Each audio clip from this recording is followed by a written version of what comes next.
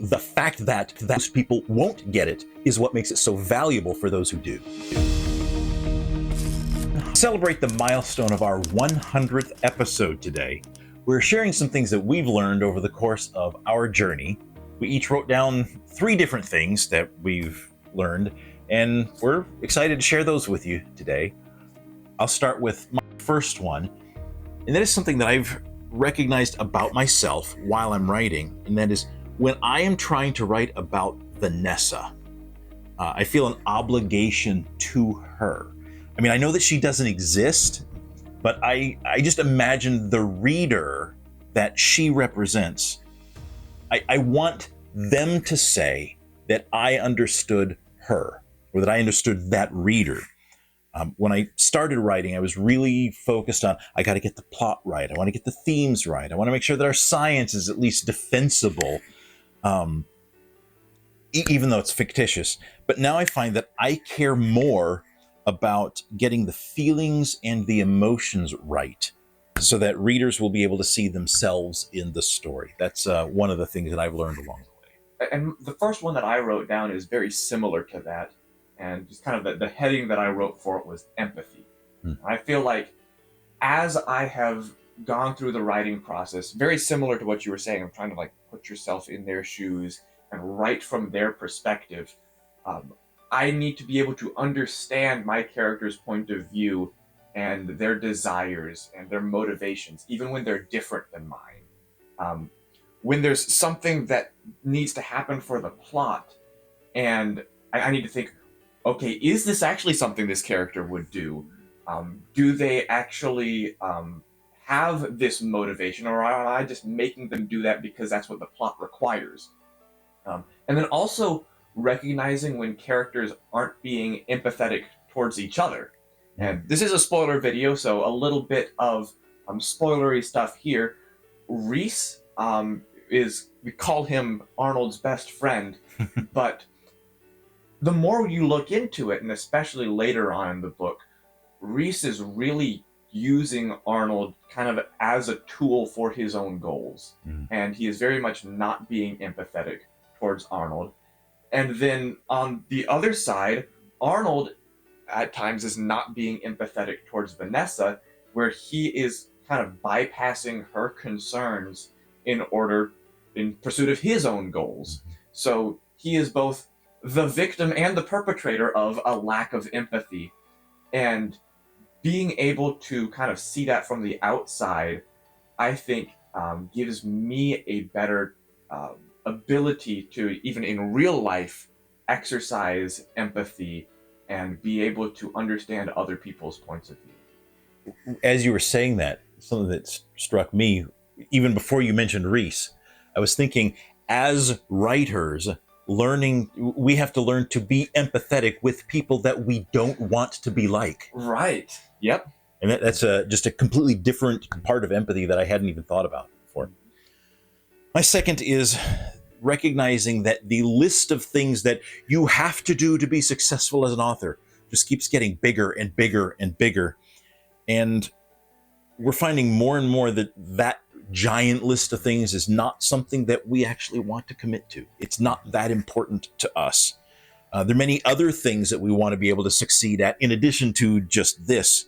And so we're not ready to sacrifice, the way I wrote it, we're not ready to sacrifice everything else to concentrate all of our spare time on honing the writing craft. That doesn't mean that we're abandoning the goal, but it does mean that we're willing to let it take far longer than we originally had expected it to take. My second one is a little bit shorter of a lesson, and that is, I believe I have learned better how to recognize good writing. That's both in myself and in others. When I'm reading other people's, there are times when I will be reading a book and I get to a passage and I'm like, wow, that's good writing right there. And so often I can kind of put my finger on why. I'm still developing that skill as to figuring out the why. Sometimes it's easier just to recognize that's good than to say, okay, here's why it's good and here's how I can emulate that. But that's something that I'm still growing in, but have definitely seen improvement since we started this journey. Yeah, I I think Karis once described that is the recognizing the gap when we can see, okay, this is excellence, this is beauty in whatever form it takes, whether it's art or music or writing, and to see, okay, I'm not quite there yet. How do I close that gap? But first, being able to recognize the gap is a big part. Then the third thing for me was just recognizing how much value there is to doing this together, being on a journey, not having to do this solo. You have, Nathan, have refined and challenged my thinking, plus just having the accountability of, we've got a commitment. Every 2 weeks, we're going to be sitting in these chairs and we're going to be talking with you, the listeners and the viewers, about what we've been doing or what we haven't been doing sometimes, and just recognizing the accountability of having made a commitment, and that keeps me making progress. And that is something that, as we look at our characters, speaking of empathy, that's something that Arnold needs to learn, is the value of doing something with another person and not thinking that he can be the solo person, go at this all alone, and I can succeed all by myself. Yeah. That's something that that's a character trait of Arnold's that I can definitely empathize with, because that has been me for so much of my life. And doing this together has really been a lesson for me. My third one is a little bit more involved one. And I wrote that I have learned the importance, difficulty, and fun of subtext, themes, and foreshadowing. There's a lot there. There is a lot there. But the subtext, theme, foreshadowing, all of these make a story richer, and they also make it a better story on the second read through, because you're catching things that set up things that you now know are coming that you didn't know were coming on the first read through. And it makes a richer story. It makes it more full. But also, if these things are overdone or done poorly, they can obfuscate the plot, and they can make it more confusing. They can make it more difficult to kind of understand the story. And doing it well is a challenge. But for me, it's been one of the most rewarding parts, is when we have those discussions and we're like, oh, this connects to that. No, this could be in here. And we have all these little themes that like surprise us sometimes when they pop up somewhere else, like the parent-child relationship. That's been one of our themes since very early on in this project. And sometimes we have things happen, we're trying to figure out, okay, how do we answer this question here?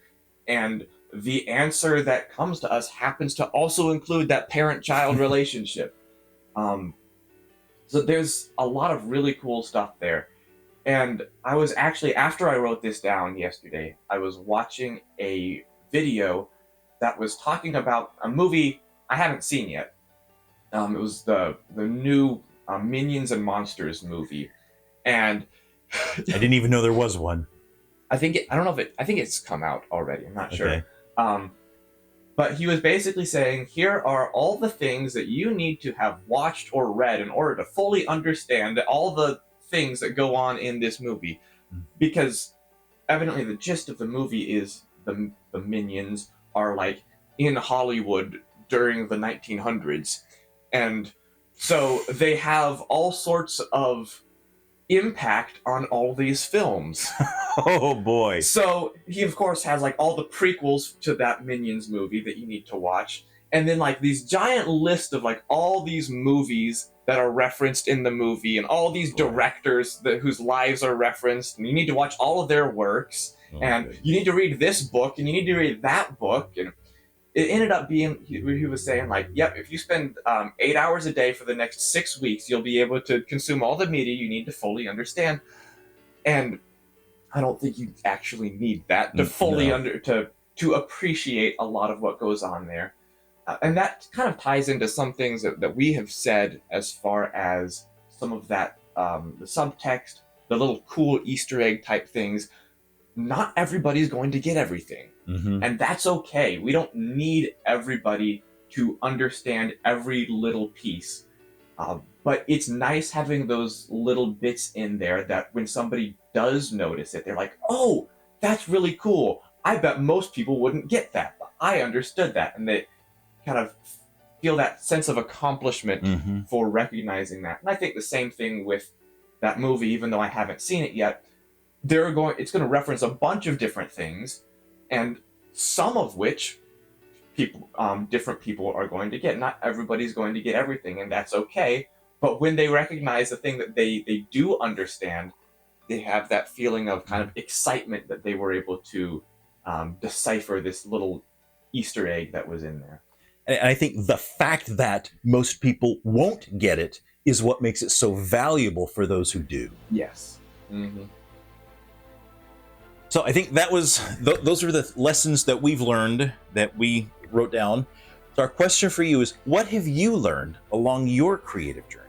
Let us know that in the comments, and we will see you again in 2 weeks.